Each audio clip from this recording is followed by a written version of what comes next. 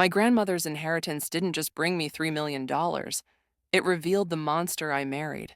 Now I have to outsmart a criminal and a husband or lose everything. The smell of burnt toast and cheap coffee. For 8 years, that was the smell of my marriage. It was the smell of our tiny one-bedroom apartment with its leaky faucet and a view of a brick wall. It was the smell of love, or at least what I thought was love. Mark and I were a team, a scrappy duo fighting against the world. We'd count out our change for pizza night, celebrate a paid-off credit card like we'd won the lottery, and dream of a future where we didn't have to check our bank balance before buying brand-name cereal. He'd wrap his arms around me in our cramped kitchen and whisper, "One day, babe, one day we'll have it all." I believed him. I believed in us. Then, my Nana Rose passed away. It was devastating. She was the one who taught me how to be strong, how to balance a checkbook, and how to never, ever let a man think he was smarter than me. I was her only grandchild, and we were incredibly close. The grief was a physical weight, a constant ache in my chest. A week after the funeral, I got a call from her estate lawyer. I expected to inherit her collection of antique teacups or maybe a few $1,000s she'd squirreled away. I sat on a hard-backed chair in a stuffy office, clutching a tissue, as the lawyer, a man with a kind, tired face, slid a document across the polished desk. He cleared his throat. "Your grandmother was a very shrewd woman, my dear. She invested wisely." He tapped a finger on the final figure. $3,112,000. The world went silent. The sounds of the city outside the window faded to a dull hum. $3 million. It wasn't a number, it was an escape route. It was a new life. It was a future free from the smell of burnt toast. When I told Mark, he lifted me off the ground, spinning me around our tiny living room until I was dizzy. "We did it, we're rich," he shouted, his voice echoing with pure joy. We... I noticed the word, but in the whirlwind of shock and excitement, I let it slide. For the first week, it was our shared fantasy. We'd stay up late, scrolling through real estate websites, looking at houses with swimming pools and guest rooms. He started talking about a red convertible and a trip around the world. His dreams were big and flashy and immediate. My dreams were quieter. I wanted to pay off our debts, of course. But I also wanted to start the small bakery Nana Rose and I had always talked about. I wanted to create a foundation in her name. This money wasn't a lottery ticket. It was her legacy. It was the product of a lifetime of her hard work and careful planning, and I felt a profound responsibility to honor that.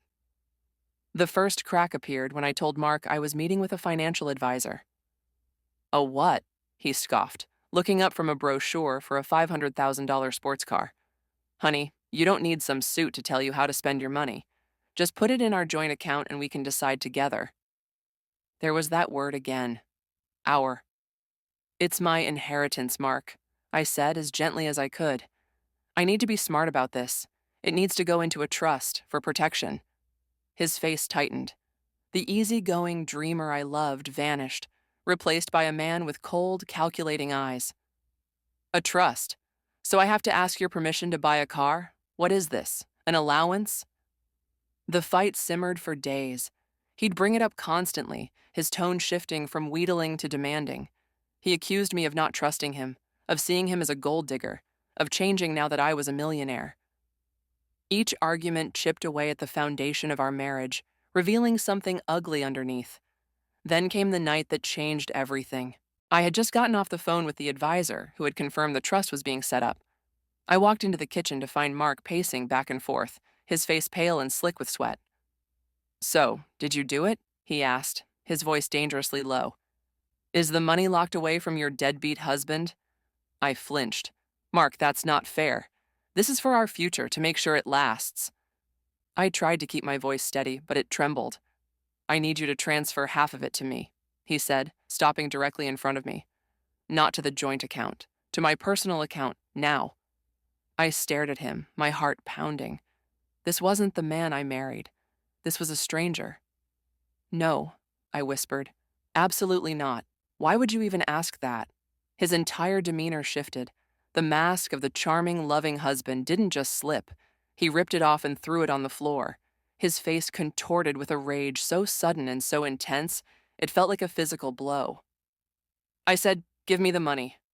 He took a step closer, his voice dropping to a gravelly command. I am not asking. I stood my ground, my Nana's voice echoing in my head. Never let a man think he can own you. No, Mark, this is my money, my decision. The discussion is over. And that's when it happened. The final, irreversible moment. It was the 6th time in our marriage I had seen that look in his eyes, a look of pure, unchecked fury that always preceded something terrible. His hands clenched into fists at his sides. He leaned in, his face inches from mine, and the words he spat were like venom.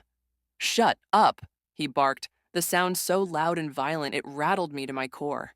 I recoiled, a gasp catching in my throat. The man I loved was gone. In his place was a monster. But it wasn't just the anger that terrified me. It was the sheer, raw panic behind it. He wasn't just greedy. He was desperate. As the ugly silence hung between us, he reached into his back pocket and pulled out a crumpled, official-looking letter. He shoved it into my hand. You want to know why? He hissed. Read this. My eyes scanned the page, my blood running cold. It was a collections notice, but not from any credit card company. The letterhead was from a name I'd never heard of, a man named Ivan Volkov. And below it was a figure that made my stomach drop through the floor, a debt of $1.5 million, with a payment deadline of just 1 week from today. $1.5 million. The number pulsed on the page, a venomous black hole sucking all the air from the room. Ivan Volkov. The name sounded like broken glass and cold steel. For a moment, I couldn't connect this piece of paper to the man standing in front of me, the same man who used to make me laugh so hard milk came out of my nose. The two realities were impossible to reconcile. What is this? I managed to choke out, the letter trembling in my hand. Mark, who is Ivan Volkov? He finally broke, slumping against the counter like a marionette with its strings cut. He dragged a hand down his face, and when he looked at me again, the rage was gone, replaced by a pathetic, hollowed-out fear. It was a business deal, he mumbled, his eyes darting around the room, unable to meet mine. A surefire thing. An investment. I was trying to get us out of this dump. He gestured vaguely at our cramped kitchen, at the life I thought we were building together. I borrowed the initial capital from him, just $100,000, but the investment went south, fast. The interest, it compounded. He kept adding fees, penalties. I didn't know how to tell you. I was going to fix it. I swear, Chloe, I was trying to fix it for us. For us. The words were a lie, and for the first time I could hear them as such. The past 8 years began to re-spool in my mind, but this time with a different filter. The mysterious work trips that never seemed to result in a bonus. The times he was cagey about our finances, saying he was handling it so I wouldn't have to worry my pretty little head. The frantic, whispered phone calls I'd once mistaken for stressful work dealings. It wasn't a partnership. It was a performance. I wasn't his teammate. I was his audience, his cover story. All our shared struggles, the counting of coins, the dreams of a better future. It was all a facade to hide the massive, catastrophic hole he was digging for himself. For us. You lied to me, I said, the words flat and dead. For how long, Mark? How long have you been in debt to this man? He flinched. A few years, he admitted, his voice barely audible. But I can handle him. We just need to pay him. That's all he wants. Your Nana, her timing was a miracle, Chloe. It's a sign. This money is how we get out. It's how we start over, for real this time. He was trying to sell me a fantasy, repackaging my inheritance as a solution to a problem he had single-handedly created. He saw my grandmother's death not as a tragedy, but as a convenient ATM withdrawal. The thought made me feel sick to my stomach. He must have seen the disgust on my face, because the desperation in his voice ratcheted up. He grabbed my arms, his grip surprisingly tight. You don't understand who this guy is. He's not from a credit card company. They don't send polite letters forever. Ivan Volkov? I saw him break a man's fingers over $5,000. Just bent them back one by one until they snapped, and he didn't even blink. His eyes were wide with genuine terror, and for a second, a flicker of pity stirred in me, but it was quickly extinguished by the cold fire of betrayal. He knows where we live, Chloe. He knows where you work. He knows everything. If I don't pay him, he won't just come for me. He will come for you. It was the final disgusting piece of his manipulation. He was using my own safety as a bargaining chip. My legacy from Nana Rose was now to be used as ransom money to save me from a monster my own husband had invited into our lives. So you're telling me I either give you $1.5 million or I get my fingers broken. My voice was dripping with ice. It's our only choice, he pleaded, his voice cracking. Please, Chloe, just go to the laptop, log into the bank. It will take 5 minutes, and then this whole nightmare is over. We can still have our future. The house, the trips, everything. A strange calm settled over me. It was the calm of finality. The calm of knowing something is well and truly over. I pulled my arms from his grasp and walked past him toward the living room, my footsteps silent on the worn linoleum. He followed me, a hopeful, pathetic look on his face. That's it, babe, he whispered encouragingly, as if I were a child learning to walk. Just log in. We're going to be okay. I sat down at our small desk and opened the laptop. The screen flickered to life. He was right. He had left his email open, but my eyes weren't drawn to the banking websites in his bookmarks. They were frozen on the most recent message in his inbox. The subject line read, "Flight confirmation, Grand Cayman." I clicked it open, my heart hammering against my ribs. There it was, in black and white, a one-way ticket, booked for Mark, departing in 8 days, the day after the debt was due. And then I saw the date the ticket was purchased, 3 weeks ago, before Nana Rose had even taken her last breath. He knew she was fading. He hadn't been hoping for a miracle to save her. He'd been hoping for a miracle to save himself. And his plan never involved us. He was going to take the money, pay his debt, and disappear, leaving me with whatever was left and a life built on a mountain of lies. The flight confirmation was a digital tombstone for my marriage. Every word, every detail, the seat number, the flight time, the one-way destination, was a nail in the coffin. 3 weeks ago. He had booked his escape route while my grandmother was dying. He had sat by her bedside with me, holding my hand, murmuring platitudes about her fighting spirit, all while secretly planning to plunder her life's savings and abandon me. The burnt toast, the leaky faucet, the shared dreams. It was all a lie. A long, elaborate 8-year con. The grief I felt was no longer for Nana Rose, but for the woman I had been, the naive girl who believed in a love that never existed. I swiveled the chair around slowly, the laptop screen casting a pale, accusatory glow on my face. Mark was hovering by the doorway, a nervous smile plastered on his lips. Everything okay, babe? See? It's simple. He hadn't seen what I'd seen. He was still playing his part, the desperate husband trying to save his family. The thought was so absurd, so utterly grotesque, that a single sharp laugh escaped my lips. It sounded harsh and ugly in the small room. His smile faltered. What's so funny? Grand Cayman, I said, my voice eerily calm. Is it nice this time of year? I hear the banking laws are very accommodating. His face went white, the kind of white that signals a total system failure. The blood drained from his features, leaving behind a waxy, translucent mask of pure panic. He lunged for the laptop, but I was faster. I slammed the lid shut, holding it down with both hands as if it were a chest containing a venomous snake. What did you see? He hissed, his voice a frantic whisper. Nothing, it was nothing, a spam email. Just give me the laptop, Chloe. No, I said, standing up, my body a shield between him and his lies. I don't think I will. The man I thought I knew was gone, and the one who remained was dangerous. His eyes darted around the room, not with fear of some gangster named Ivan Volkov, but with the feral terror of a cornered animal. His plan, his perfect escape, was unraveling, and I was the one holding the thread. You're making a huge mistake, he snarled, taking a step toward me. You think you can handle a guy like Volkov? You can't even handle a broken dishwasher. You need me. It was pathetic. The threats, the insults. They were the last desperate gasps of a drowning man trying to pull me under with him.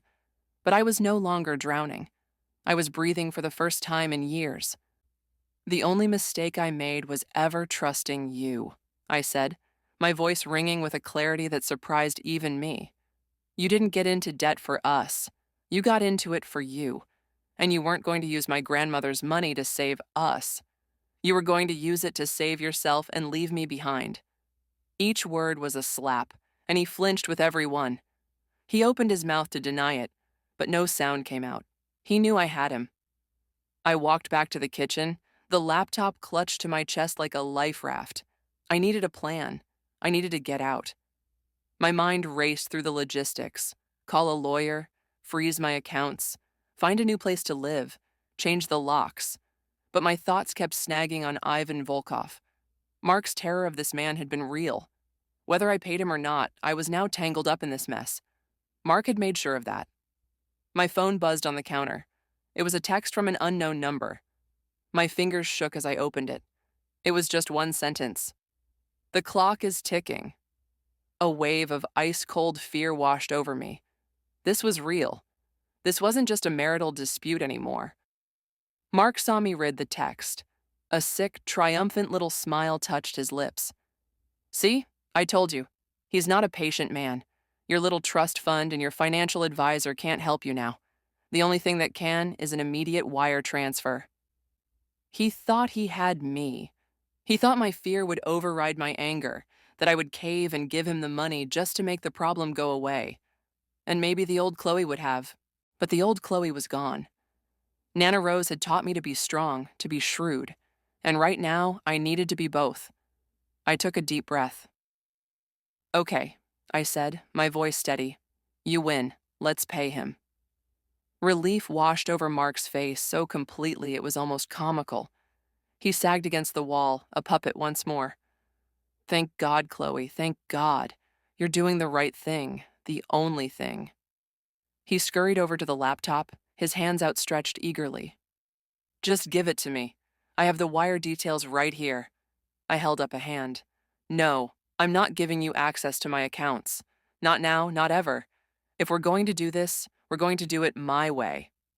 I paused, letting the silence hang in the air. I'll get the money, in cash, and I'm going to be the one to give it to him. Mark's eyes widened in horror. What? No, absolutely not. You can't meet him. He's dangerous. You made him my problem, Mark, I said coldly. Now I'm going to make him my solution. Call him. Set up a meeting for tomorrow, a public place. Just me and him. You are not to be there. He started to protest, to argue, but I cut him off. This is the only way you get the money. It's either my way, or you can face Ivan Volkov on your own in a week. Your choice. He stared at me, his mouth opening and closing like a fish. He saw the steel in my spine, the absolute conviction in my eyes. Defeated, he slumped his shoulders and nodded, pulling out his phone.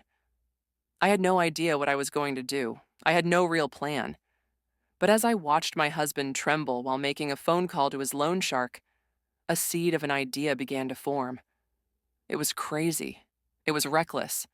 It was probably the stupidest thing I'd ever considered. But for the first time, I wasn't playing defense. I was going on the attack. And my weapon wasn't going to be my inheritance. It was going to be the truth. The next day, I walked into a quiet, mahogany-paneled bar that smelled of old leather and expensive whiskey. It was the kind of place where deals were made in hushed tones over cut crystal glasses. My heart was a frantic drum against my ribs, but I forced my hands to remain steady, my posture erect. Nana Rose's voice was in my head. Shoulders back, chin up, never let them see you sweat. I spotted him in a corner booth. Even Volkov was not the cartoonish thug I had pictured. He was impeccably dressed in a tailored gray suit, his silver hair neatly combed. He looked less like a loan shark and more like a CEO, but his eyes were chips of obsidian, hard and unnervingly still. They watched me approach, missing nothing. Mr. Volkov, I said, my voice clearer than I expected. I'm Chloe, Mark's wife. I didn't offer to shake his hand. He gestured to the seat opposite him. I sat down, placing a large, heavy briefcase on the table between us. His eyes flickered to it for a fraction of a second. You are a brave woman to come here alone, he said, his accent a faint melodic echo of Eastern Europe. Your husband, he is not a brave man. No, I agreed, meeting his gaze directly. He's a coward. He's also a liar and a thief. Volkov raised a single, perfectly groomed eyebrow. This was not the conversation he was expecting. And yet, you are here with my money. I'm here with my money. I corrected him gently. An inheritance from my grandmother. Mark seems to think it's the solution to his problems. I leaned forward slightly. But I have a proposition for you. One I think you'll find far more profitable in the long run than simply taking this cash. He was silent, his stillness a form of intimidation. He was listening. Mark owes you $1.5 million, I began. My plan, which had seemed so insane last night, now feeling like the only logical path forward. He told me this.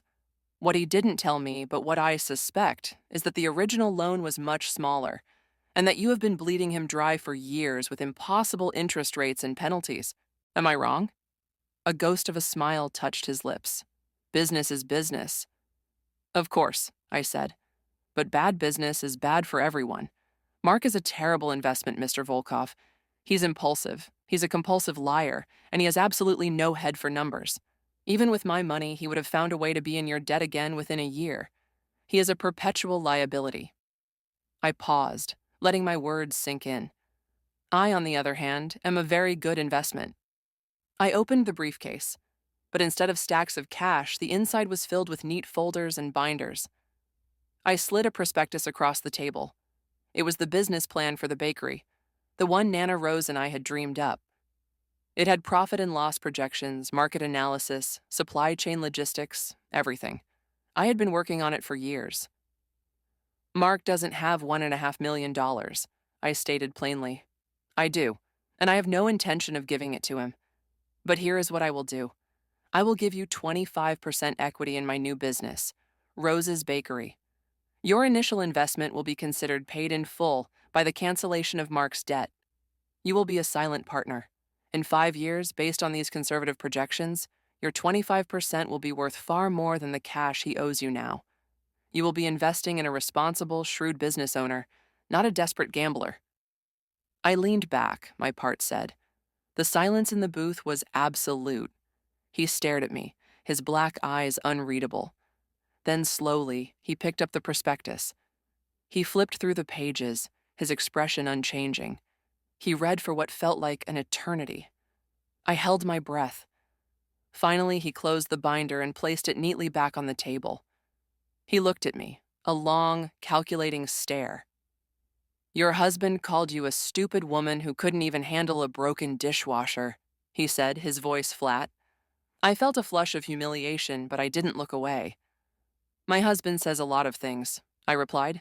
Volkov nodded slowly. He is right about one thing. You are not a stupid woman. He extended his hand across the table. We have a deal, Ms. Chloe. I look forward to tasting your pastries. My knees felt weak with relief as I shook his hand. The grip was firm, like iron. I walked out of that bar into the bright sunshine, feeling 10 pounds lighter. I went straight to our apartment. Mark was pacing like a caged rat. Did you do it? Is it over? He asked frantically. Yes, I said, placing my keys on the small table by the door for the last time. It's over. Thank God, he breathed, relief flooding his face. Now we can finally get back to— No, Mark, I interrupted.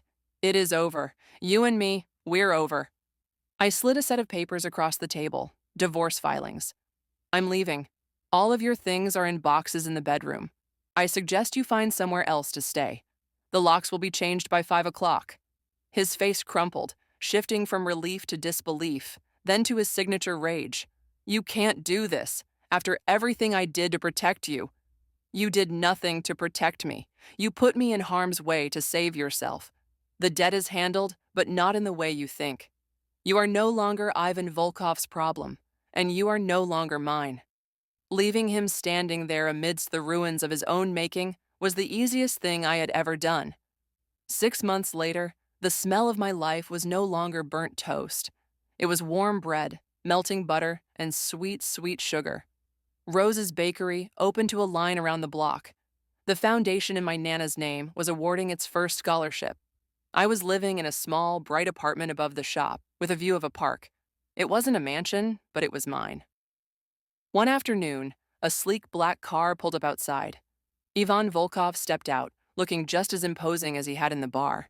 He walked in, bought a single perfect croissant, and left a $100 bill in the tip jar. As he left, he caught my eye and gave me a curt, almost imperceptible nod. It was a nod of respect, a sign that I had not only survived my husband's storm, but I had learned how to sail in it. I was no longer a partner in a lie. I was the sole proprietor of my own life, a legacy Nana Rose wouldn't just be proud of, she would have invested in it herself.